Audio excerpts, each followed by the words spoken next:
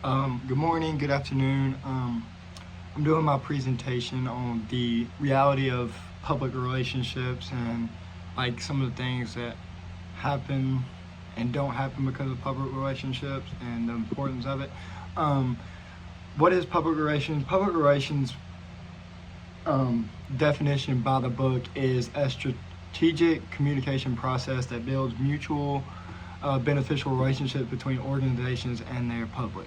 PR is mostly used for good, but like everything has its downfall. Um, One of the main downfalls it could have is a flag publicity agent.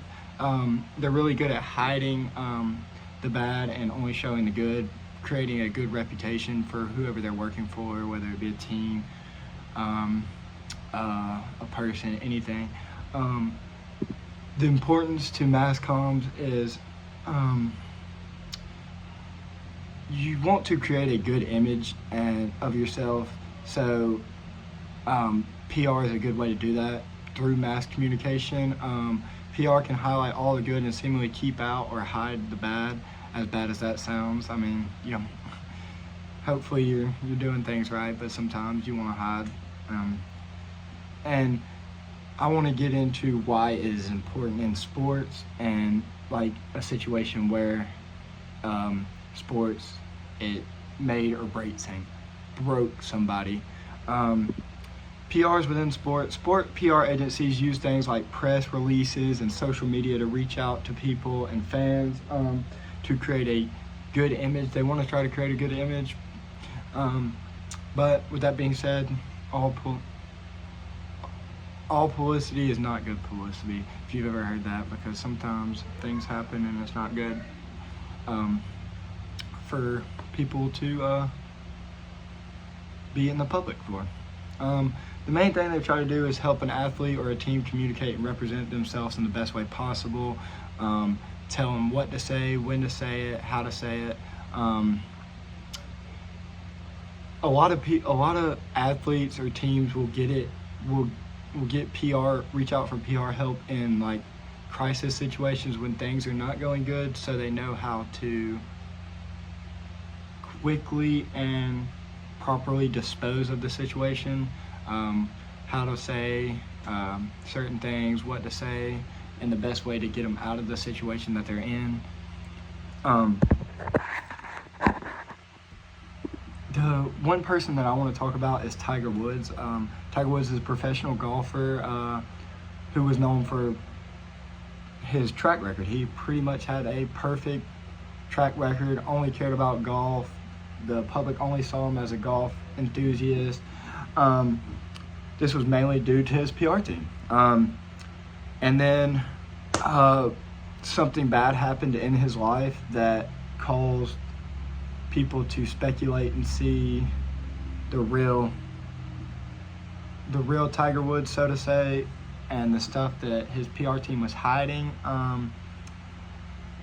and bring to light what he was really doing behind the scenes. The shocking reality about who he really became or was came into light when he got into a nasty car crash. I think it was maybe 3 years ago. I don't know the exact date off the top of my head, but it was a car crash.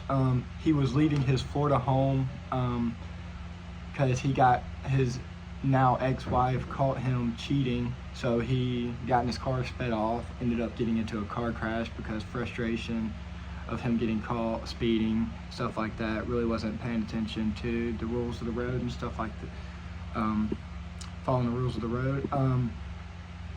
Tiger Woods got caught cheating by his ex-wife and left his house speeding and ended up getting into a serious car crash. Some of the PR mistakes that Tiger made about the crash, or so to say, wasn't the crash itself, is what he did after the crash. For about 4 months after the crash, he was completely silent, went ghost, and didn't talk about the situation. I think that's a very bad mistake. And the article I read was talking about how you want to be as open as possible about the situation. Yeah, you messed up, stuff like that happens. Like, he's not a perfect human, but going 4 months without talking or doing anything, is it creates a bad image and allows people to get stuff in their head and seemingly make up false accusations and stuff that might have not been true. He refused to meet with the police. So the main thing about his crash, he said that it was a little fender bender, and the first few days he refused to meet with the police, whether it was legal or illegal. He just refused to meet with the police. He was castigating the media for.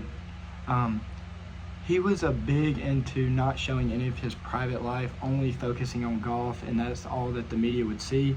When this happened, the media found out. They dug into his personal life, and he got really upset about that, which is gonna happen when stuff like this happens, because that's what gets the views. That's what gets the clicks and stuff like that. You're a pro athlete.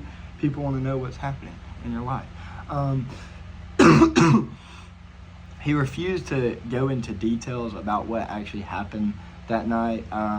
He didn't.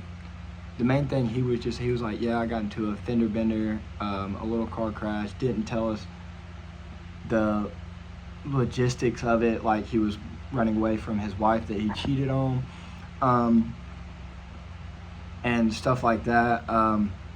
March 21st, he was his first real, like after it happened, was his first interview with golf. I think it was the Golf Channel and ESPN.